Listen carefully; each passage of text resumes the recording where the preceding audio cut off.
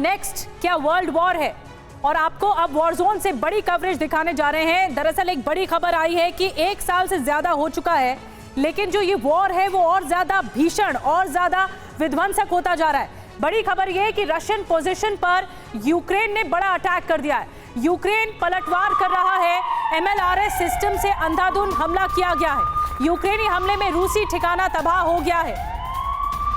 तो ये तस्वीरें जो हम आपको दिखा रहे हैं, ये सबसे नया वीडियो है जो सामने आया है। मल्टीपल रॉकेट लॉन्चर सिस्टम से हमला किया गया, ताबड़तोड़ रॉकेट अटैक किए गए हैं।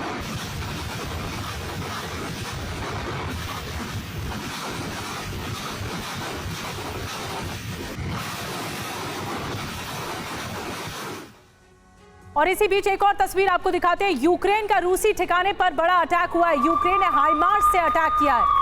यूक्रेनी हमले में रूसी सेना को भारी नुकसान पहुंचा है।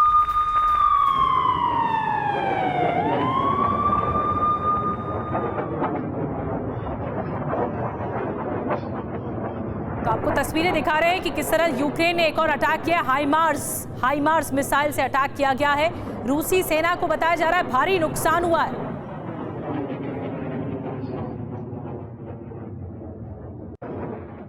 वहीं एक और तस्वीर सामने आई है। बेलारूस ने पश्चिम को दी एटमी हमले की धमकी।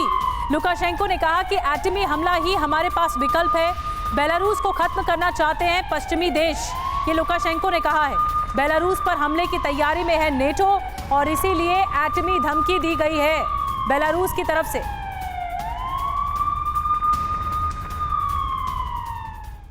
और एक और बड़ी खबर आपको बता दें, लुकाशेंको की पश्चिम की को सीधी धमकी सामने आई है। अगर हमला किया तो एटमी हथियारों से जवाब दिया जाएगा। स्ट्रैटेजिक न्यूक्लियर मिसाइल का भी इस्तेमाल करेंगे, लुकाशेंको का कहना है।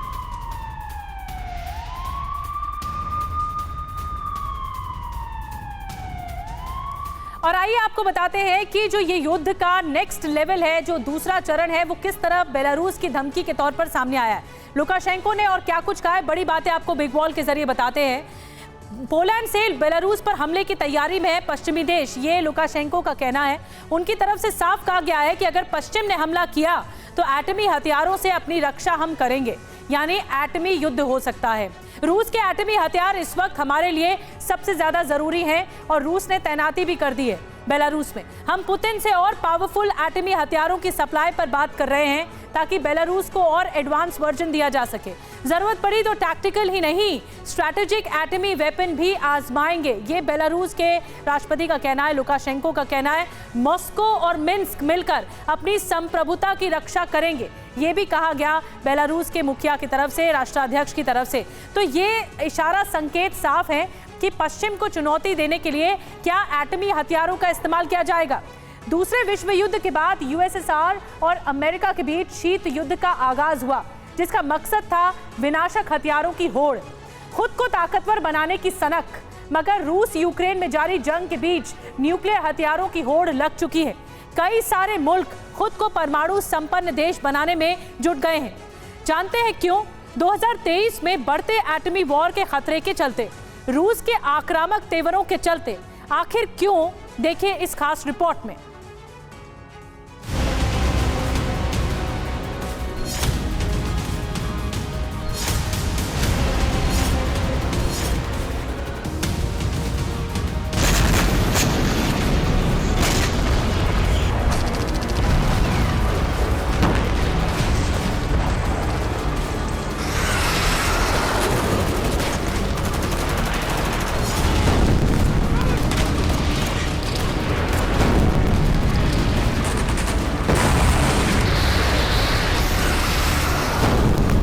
जिस बम से महाविनाश होता है,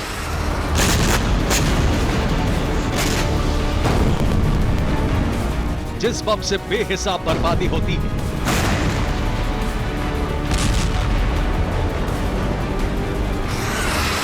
जो बम इंसानी वजूद के लिए सबसे बड़ा खतरा है,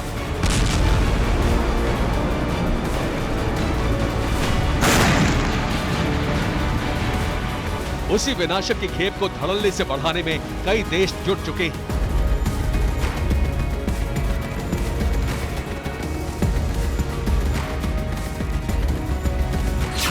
शक्तिशाली देश तो छोड़िए, दुनिया के नक्शे में मौजूद अदने से मुल्कों में परमाणु हथियारों की होड़ लग चुकी है।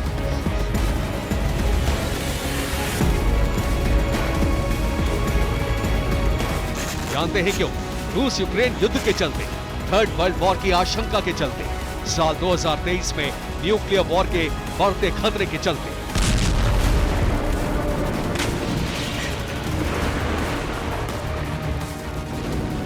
वॉर जोन से जो सुपर एक्सक्लूसिव खबर सामने आई है उसके मुताबिक यूक्रेन ने अमेरिका से परमाणु हथियारों की मांग की है। पोलैंड ने भी यूएस से न्यूक्लियर वेपन्स की डिमांड की है। यूक्रेन और पोलैंड का महाशक्ति अमेरिका से हथियारों की मांग करना जायज है, क्योंकि रूस की तरफ से लगातार यूक्रेन और पोलैंड पर एटमी हमले की वार्निंग दी जा रही है।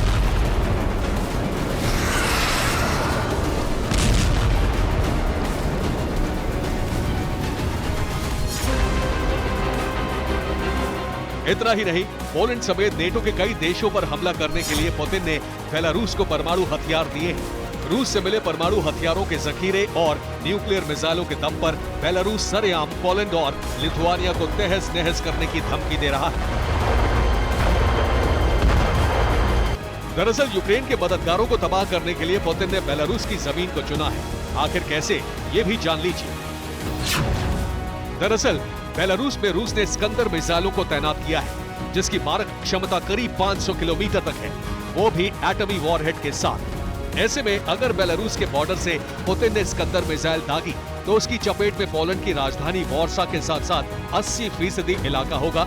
वहीं लिथुआनिया की राजधानी विनियस भी स्कंदर के एटमी हमले में तहस नहस हो जाएगी। इसके अलावा यूक्रेन की राजधानी कीव और रोमानिया का कुछ हिस्सा भी स्कंदर के एटमी प्रकोप में झुलस जाएगा।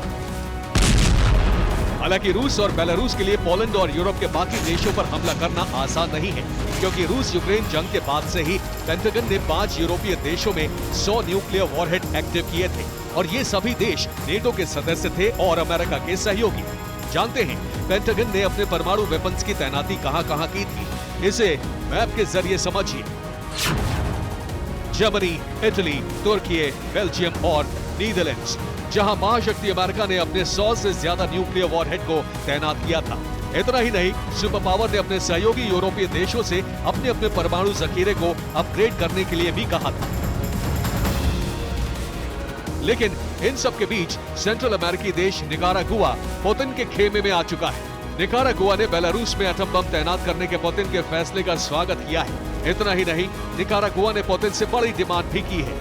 आखिर क्या, ये भी जान लीजिए। निकारागुआ ने पुतिन से एटमी वेपन्स की मांग की है, ताकि सेंट्रल अमेरिका में रूस की पकड़ मजबूत हो सके, पैसिफिक और अटलांटिक सी में रूस का दबदबा बढ़े। दुनिया के नक्शे में मौजूद निकारागुआ एक ऐसा मुल्क है जिसके एक तरफ अटलांटिक सागर है तो दूसरी तरफ प्रशांत महासागर। और अगर पुतिन ने निकारागुआ की अपील को, उसके न्योते को स्वीकार कर लिया तो यकीनन इससे महाशक्ति अमेरिका की मुश्किलें बढ़ सकती हैं।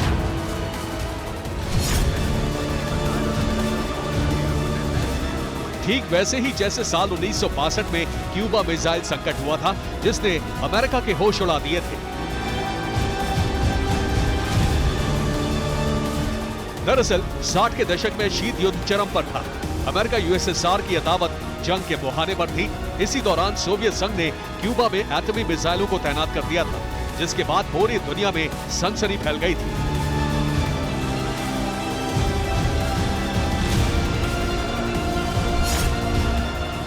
ऐसे में अगर क्यूबा की तरह निकारागुआ में पुतिन ने अपना परमाणु जखीरा पहुंचा दिया, सैन्य बेस बनाया, तो भी अमेरिका में एटमी कोहराम मचना तय है। हैरानी इस बात की भी है कि जिस तरह परमाणु हथियारों को एक्टिव किया जा रहा है, जिस तरह एटमी वेपन्स की होड़ लगी है, उसके बाद भीषण तबाही का काउंटडाउन ऑन हो गया है।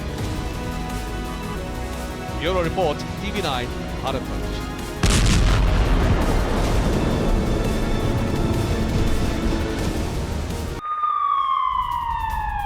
बड़ी खबर आपको बता दें, रशियन एटमी हथियारों को रखने की बेलारूस में तैयारी शुरू हो गई है। लुकाशेंको ने दिया रेस्टोरेशन साइट तैयार करने का आदेश। रूस की टोपोल बैलिस्टिक मिसाइलें बेलारूस में तैनात होंगी। टोपोल बैलिस्टिक मिसाइलें बेलारूस में तैनात होंगी। आपने देखा कि बेलारूस किस तरह से साथ निभा रहा है, उसने एटमी धमकी तक दे दी है। अब बेलारूस में जो रेस्टोरेशन साइट है वो तैयार करने का आदेश दिया गया है।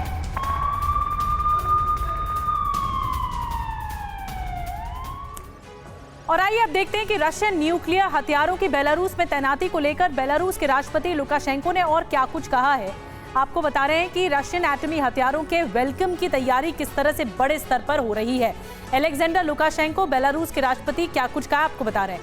रशियन टोपोल बैलिस्टिक मिसाइलों की तैनाती की जगह हम तय कर रहे हैं। इसके अलावा उन्होंने कहा कि हमने अधिकारियों से जल्द एटमी मिसाइलों की तैनाती के लिए कहा है और हमने ये कहा गया है कि 90 के दशक में जहां से एटमी मिसाइलें हटाई थी वहां भी तैयारी चल रही है। ये कहना है बेलारूस का। तब इन मिसाइलों को बेलारूस से हटाकर रूस में शिफ्ट कर दिया गया था। आगे लुकाशेंको कह रहे हैं कि अब उन्हीं जगहों पर रूस से आने वाली एटमी मिसाइलों की तैनाती की तैयारी चल रही है। और एक और बड़ी खबर आपको बता दें, यूक्रेनी एयरबोर्न ट्रूप्स का बड़ा अटैक। रूसी सैनिकों के काफिले को टारगेट किया गया है। यूक्रेनी हमले में रूस के 2 टैंक और 2 बीएमपी तबाह हो गए। हमले में रशियन सैनिकों के मारे जाने की भी खबर है।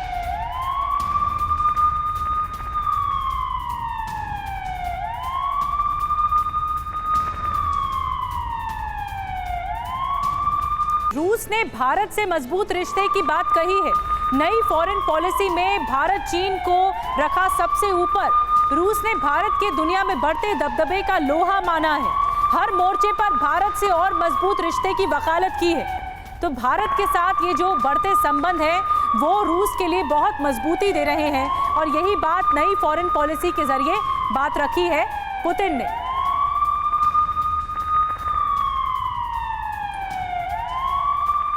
और आइए देखते हैं कि रूस ने अपनी नई फॉरेन पॉलिसी में और क्या कुछ कहा है, क्या कुछ बातें कही हैं भारत के लिए, फ्यूचर प्लान्स क्या बताए हैं। रूस ने कहा है कि रूस ने अपनी नई फॉरेन पॉलिसी में भारत को मुख्य मित्र राष्ट्र की कैटेगरी में रख दिया है।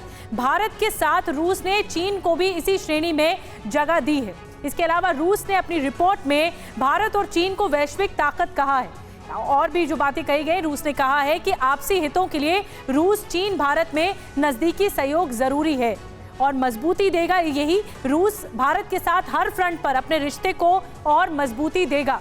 बड़े वैश्विक मंचों पर बदले हालात में भारत का रोल भी बेहद अहम है, ये रूस का कहना है। तो आप समझ सकते हैं कि ये जो नई फॉरेन पॉलिसी है वो भारत के हित में बताई जा रही है और मजबूती की तरफ बढ़ते कदम बताए जा रहे हैं। यूक्रेन युद्ध के बीच रूस एक महायुद्ध की तैयारी कर रहा है। आपको बता दें कि किस तरह से नॉर्थ कोरिया और ईरान से रूस ने मदद मांगी है।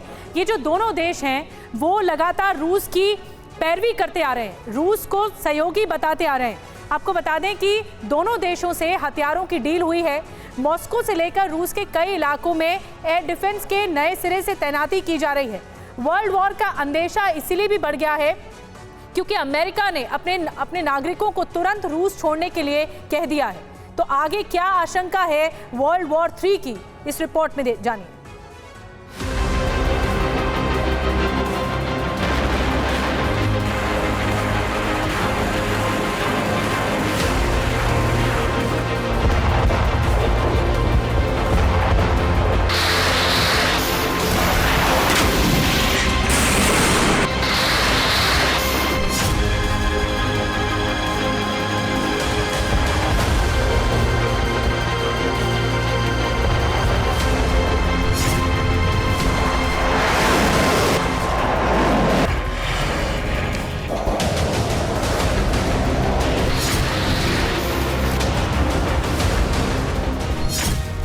सबूत नहीं है, दावे नहीं है, खबरें कंफर्म नहीं है, लेकिन धमाकों के शोर ने पूरी दुनिया को आगाह कर दिया है।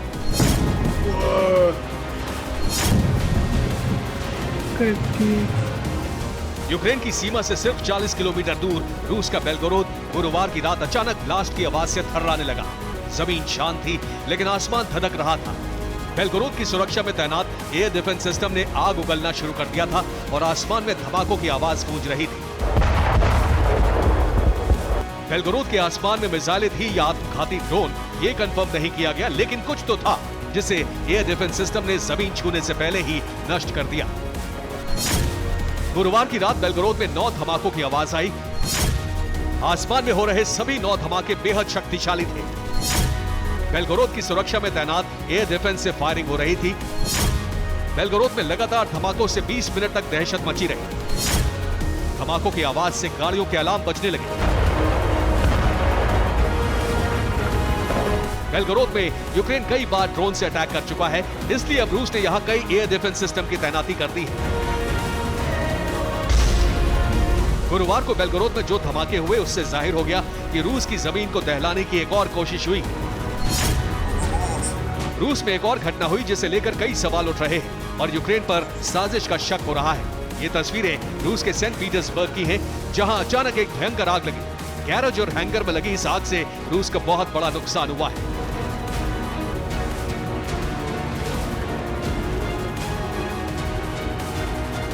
रूस की जमीन पर हमले को लेकर पुतिन पहले ही यूक्रेन समेत नेटो को चेतावनी दे चुके हैं। रूस ने बदले की तैयारी शुरू कर दी है। रूस की तैयारियों से जाहिर हो रहा है कि पुतिन एक महायुद्ध की तैयारी कर रहे हैं जिसमें यूक्रेन का सर्वनाश हो सकता है।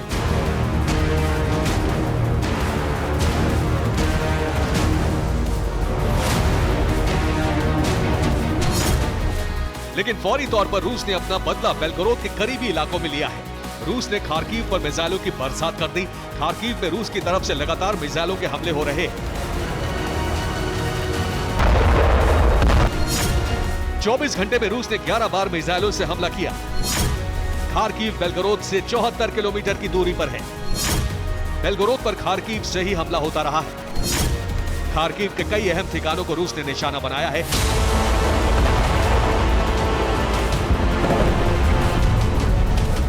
खार्किव में जो हमला हुआ उसे रूस के बदले की कार्रवाई का ट्रेलर माना जा रहा है। रूस ने नेटो और यूक्रेन को सबक सिखाने के लिए बहुत बड़ी तैयारी शुरू कर दी है।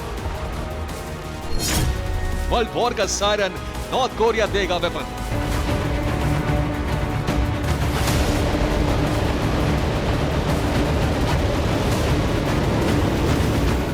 किम जोंग अमेरिका से बदले के लिए बेताब है, लगातार मिसाइल धमाके कर रहा है। पुतिन ने मौके की नजाकत को भांपते हुए किम से हथियारों की डील शुरू कर दी है। किम जोंग ने अमेरिका को जख्म देने के लिए जिन हथियारों को बनाया है, अब वही हथियार पुतिन को मिलने वाले हैं और पुतिन उन हथियारों का इस्तेमाल वर्ल्ड वॉर में अमेरिका के खिलाफ कर सकते हैं। अमेरिका के खिलाफ अपने बारूद का इस्तेमाल देखकर किम जोंग के दिल को सुकून तो जरूर मिलेगा, लेकिन रूस हथियारों के बदले में नॉर्थ कोरिया की मदद भी करने वाला है।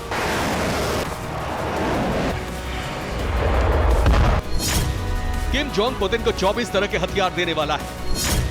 बारूद के बदले में रूस किम जोंग को अनाज देने वाला है। रूस नॉर्थ कोरिया को खाने के सामान और जरूरी चीजों की सप्लाई करेगा।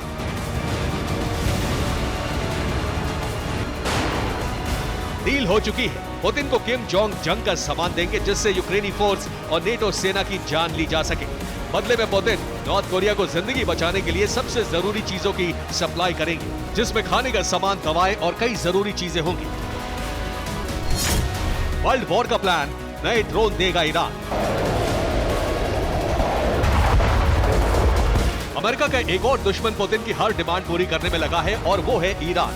इब्राहिम रईसी ने रूस के लिए अपने हथियारों के गोदाम का दरवाजा खोल रखा है।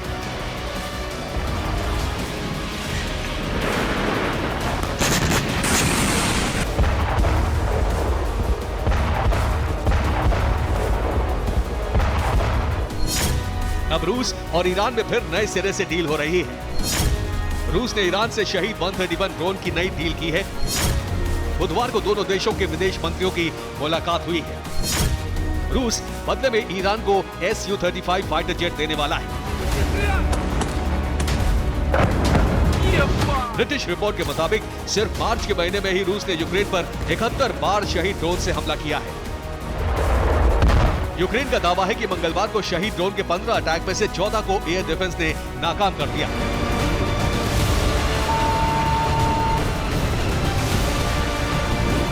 इन आंकड़ों से जाहिर हो रहा है कि रूस और ईरान के बीच ड्रोन को लेकर कितनी बड़ी डील हो चुकी है और भविष्य में रूस को ड्रोन की कितनी बड़ी खेप मिल सकती है।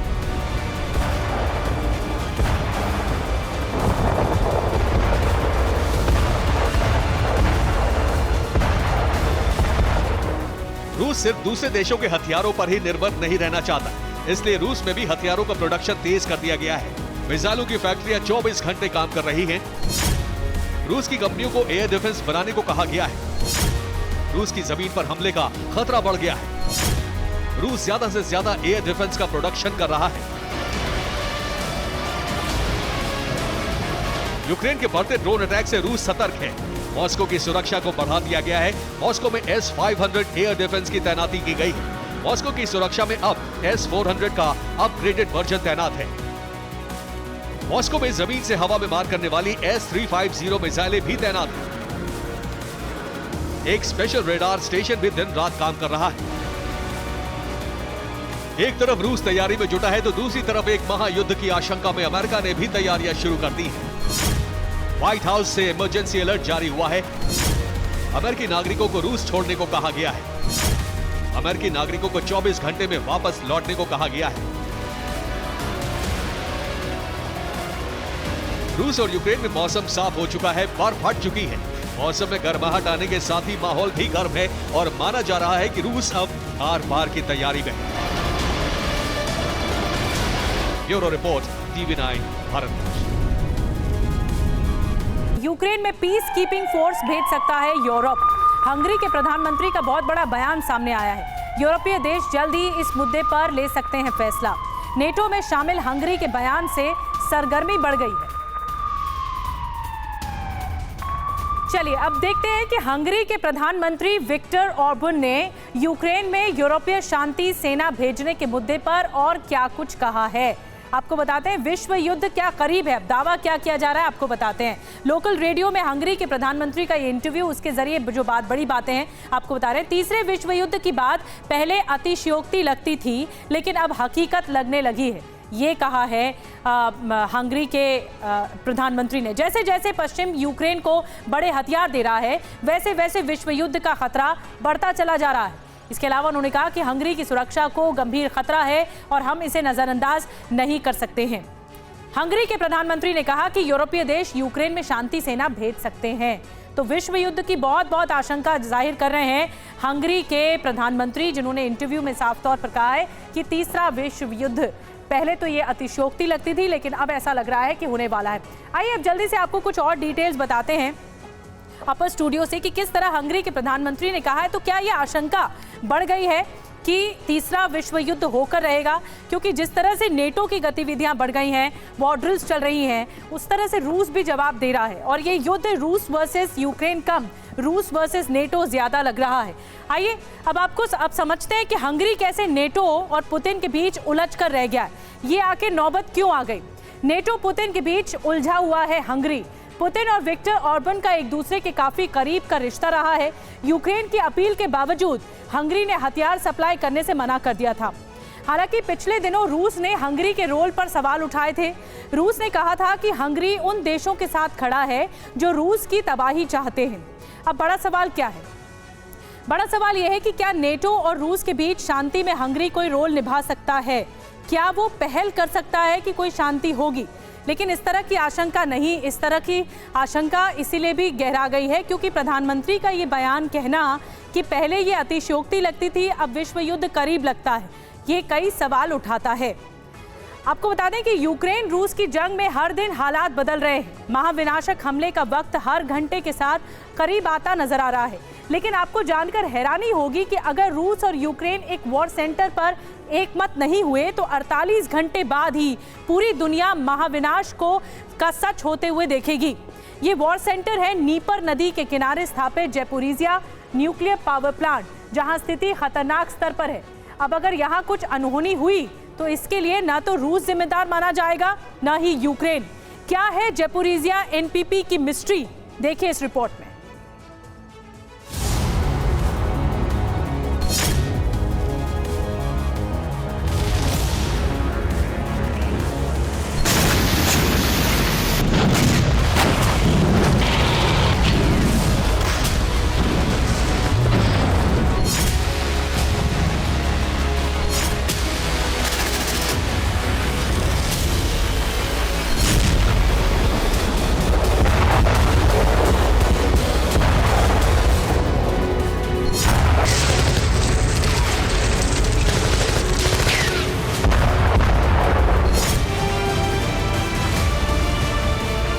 Zaporizhzhia nuclear plant president Putin का शुरुआत से अब तक फोकस इसी जगह पर है। पहले मकसद था डॉनबास रीजन के खार्किव, लुहांस्क, डोनेस्क और मारियोपोल की पावर सप्लाई पर फुल कमांड के साथ नीपा नदी से लेकर पूरे पूर्वी हिस्से को कंट्रोल करना। लेकिन अब मकसद है बिना न्यूक्लियर हथियार का इस्तेमाल किए महाविनाश।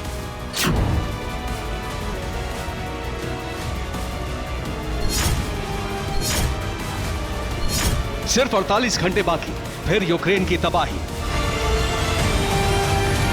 ये मियाद ज़ेपोरिज़िया न्यूक्लियर प्लांट की तबाही की है और आपको जानकर हैरानी होगी कि ये तबाही रूस की ज़ेपोरिज़िया पर गिरती मिसाइल से नहीं आएगी। ना ही इस तबाही के लिए पुतिन को जिम्मेदार ठहराया जाएगा, बल्कि इस तबाही का कारण बनेगा खुद यूक्रेन, जिसने बारूदी भविष्य के आकलन में गलती की है। उसी यूक्रेन को पूर्वी क्षेत्र के हालात को समझने में नाकामी हासिल हुई है और अब महाविनाश के कगार पर खड़े रहकर यूक्रेन सिर्फ नतीजों का इंतजार कर रहा है।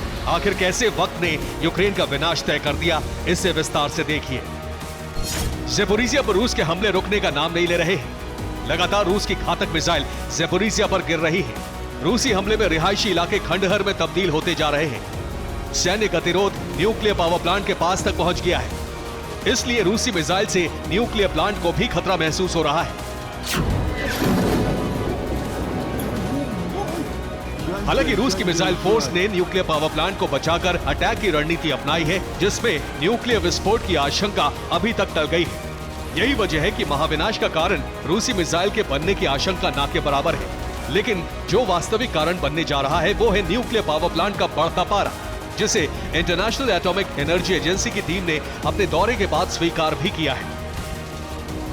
इस टीम का आकलन है कि ज़ेपोरिज़िया न्यूक्लियर पावर प्लांट के आसपास सैन्य गतिविधि बढ़ रही है। सर्दी के बाद ये गतिविधि पहले के मुकाबले कई गुना ज्यादा है, जिससे न्यूक्लियर तबाही का खतरा भी बहुत ज्यादा बढ़ गया है और इसका नुकसान पूरी दुनिया को झेलना पड़ेगा। लेकिन इस आकलन का मतलब ये नहीं कि न्यूक्लियर पावर प्लांट की तबाही के लिए कोई मिसाइल या बम जिम्मेदार होगा, बल्कि न्यूक्लियर प्लांट से होने वाले महाविनाश के लिए जिम्मेदार होगा सैन्य गतिविधियों का असर, जिसने ज़ेपोरिज़िया न्यूक्लियर प्लांट को संकट में डाल रखा है। और ये संकट दो तरह का है। इनमें पहला है बिजली का संकट। ज़ेपोरिज़िया न्यूक्लियर प्लांट की बिजली सप्लाई ठप है। अभी nuclear power plant battery backup पर चल रहा है। कूलेंट सिस्टम भी पावर बैकअप के जरिए ही ऑपरेट हो रहा है, लेकिन बैकअप खत्म होते ही तापमान बढ़ने से रिएक्टर ब्लास्ट कर जाएंगे और बिना किसी न्यूक्लियर हथियार का इस्तेमाल हुए पूरा यूक्रेन न्यूक्लियर तबाही का सामना करेगा। खासतौर पर स्प्रिंग सीजन में पूर्व दिशा से चलने वाली गर्म हवा के साथ रेडिएशन भी पश्चिम की तरफ फैलने लगेगा, यानी नुकसान ठीक वैसा ही होगा जैसा कि किसी न्यूक्लियर धमाके के बाद होता है। हालांकि इंटरनेशनल एटॉमिक एनर्जी एजेंसी की ज़ेपोरिज़िया में मौजूदगी इस समस्या से फिर भी निजात दिला सकती है, लेकिन जो दूसरा संकट खड़ा हुआ है वो और भी बड़ा है।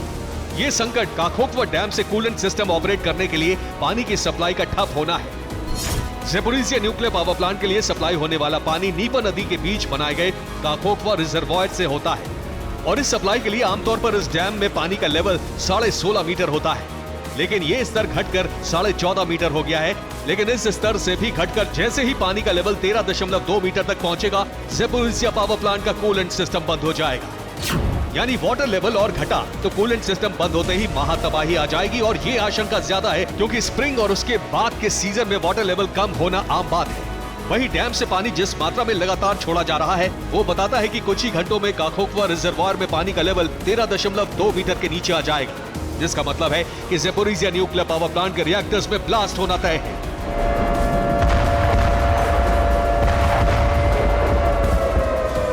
यानी आने वाले 48 घंटे यूक्रेन रूस की जंग का केंद्र बने ज़ेपोरिज़िया के लिए सबसे अहम है। तय है कि रूस बिना न्यूक्लियर अटैक किए यूक्रेन में न्यूक्लियर तबाही मचाएगा, लेकिन अंतर्राष्ट्रीय ताने बाने में खुद ही कूटनीति रूस को इसके लिए सीधे जिम्मेदार नहीं ठहरा सकेगी। Bureau report, TV9 Bharatvarsh. वैसे बदले हालातों में पश्चिम को भारत बहुत पसंद है और इसलिए ब्रेकिंग न्यूज ये है कि पश्चिम के एजेंडे में टॉप पर भारत है। भारत से गहरे रिश्ते की कोशिश में नेटो और अमेरिका है। नेटो में अमेरिकी एम्बेसडर ने भारत को लेकर ये बड़ी बातें कही हैं। भारत से रिश्ते और मजबूत करें नेटो, ये कहना है अमेरिकी राजदूत का। अब अमेरिकी राजदूत का और क्या कुछ कहना है, आपको बिग वॉल के जरिए बिग डिटेल्स बताते हैं क्या कुछ कहा गया है उनकी तरफ से। यूएस नेटो की जुबां पर इंडिया है और इंडिया पश्चिम की जुबान पर है। भारत विश्व की जरूरत है, ये कहा गया है, और फ्री और ओपन इंडो पैसिफिक बनाने में भारत का रोल बहुत अहम है। ये कहना है जुलियन स्मिथ का, नेटो में यूएस एम्बेसडर हैं। भारत चाहे तो हमें उसके साथ रिश्ते और गहरे करने चाहिए। ये एक तरह से नसीहत सलाह सामने आई। नेटो हर हाल में समान विचार वाले देशों के साथ काम करे। इसके अलावा यूक्रेन के लोगों के लिए भारत की पहल का हम वेलकम करेंगे, ये भी कहना है। भारत ने जो मानवीय मदद की है हम उसके लिए आभारी हैं, ये भी कहा गया है। यूएस एम्बेसडर की तरफ से हम यूक्रेन के मुद्दे पर लगातार भारत के संपर्क में हैं और इस बात का वेलकम भी करते हैं। हमने रूस यूक्रेन वॉर पर भारत से कई बार बात की है, ये जुलियन स्मिथ की तरफ से कहा गया है। तो नेटो में यूएस की एम्बेसडर है जुलियन, और उनकी तरफ से कहा गया है। और भारत जो है वो पहली पसंद है पश्चिम देशों की, नेटो देशों की। भारत पहली पसंद है और इसीलिए भारत के साथ रिश्ते मजबूत करने की बात कही गई है। अमेरिकी सैटेलाइट की मदद से यूक्रेन या फिर ताइवान अपने प्रतिद्वंदी रूस और चीन के सैन्य ठिकानों की निगरानी कर रहे हैं। अब खुफिया जानकारी जुटाई जा रही थी, मगर इस बीच चीन ने एक ऐसे हाई एनर्जी वाले हथियार को तैयार किया है जिसकी मदद से सिर्फ आसमान में ही नहीं बल्कि स्पेस तक सटीक और विध्वंसक प्रहार किया जा सकता है। यकीन मानिए, ड्रैगन के इस सैटेलाइट किलर का एक प्रहार दुश्मन खेमे में खलबली मचा सकता है। ड्रोन, लड़ाकू विमान या फिर बड़े से बड़े सैटेलाइट को जलाकर राख कर सकता है। आखिर कैसे, देखिए इस रिपोर्ट में।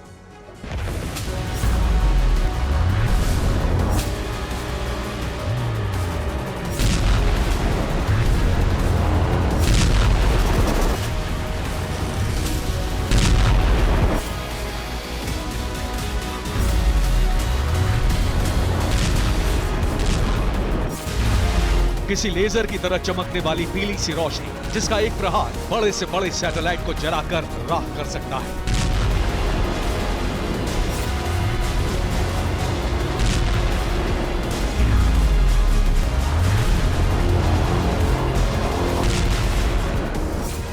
हवा में उड़ते ड्रोन, लड़ाकू विमान को खाक कर सकता है, क्योंकि ये एक ऐसा साइलेंट किलर है जो हाई एनर्जी से लैस, वो भी कई लाख वॉट की।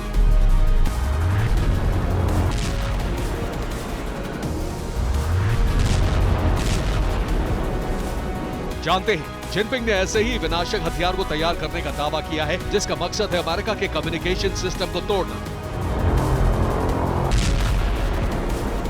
ताइवान और यूक्रेन को बेबस और लाचार बनाना, बिना गोला बारूद दागे, बिना जंग में हिस्सा लिए रूस को यूक्रेन पर जीत दिलवाना।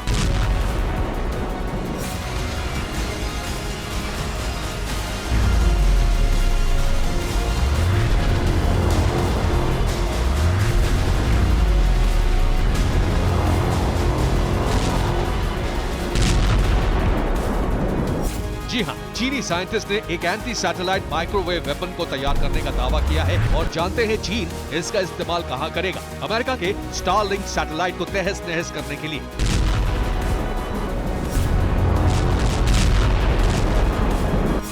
जानते हैं क्यों? यूएस के स्टारलिंक सैटेलाइट से यूक्रेन, ताइवान को मदद मिल रही है। इसके जरिए रूस, चीन के सैन्य ठिकानों का पता लगाया जा रहा है। सैटेलाइट के इस्तेमाल से मिलिट्री लोकेशन को ट्रेस किया जा रहा है। अमेरिका के स्टारलिंक सैटेलाइट की मदद से यूक्रेन और ताइवान को काफी मदद मिल रही है। ऐसे में चीन ने एंटी सैटेलाइट माइक्रोवेव वेपन को तैयार किया है, जो डायरेक्ट एनर्जी के जरिए स्पेस में मौजूद सैटेलाइटों को तहस नहस कर सकता है।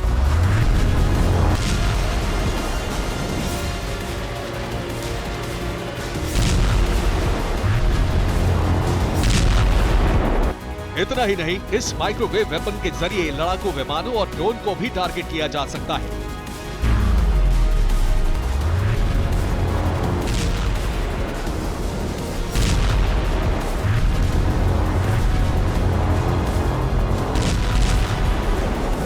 क्योंकि चीन का माइक्रोवेव वेपन 10 गीगाबाइट की ताकत से लैस है। ये साइलेंट किलर 10 प्लस प्रति सेकंड की फ्रीक्वेंसी से अटैक करता है। इससे निकलने वाली बीम किसी भी टारगेट को राख कर सकती है।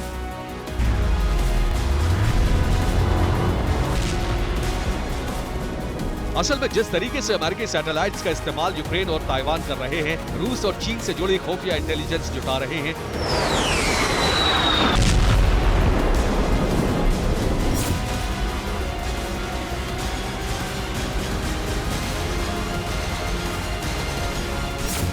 ऐसे में चीन ने अब ताइवान और यूक्रेन की कमर तोड़ने के लिए इस भस्मासुर को तैयार किया है।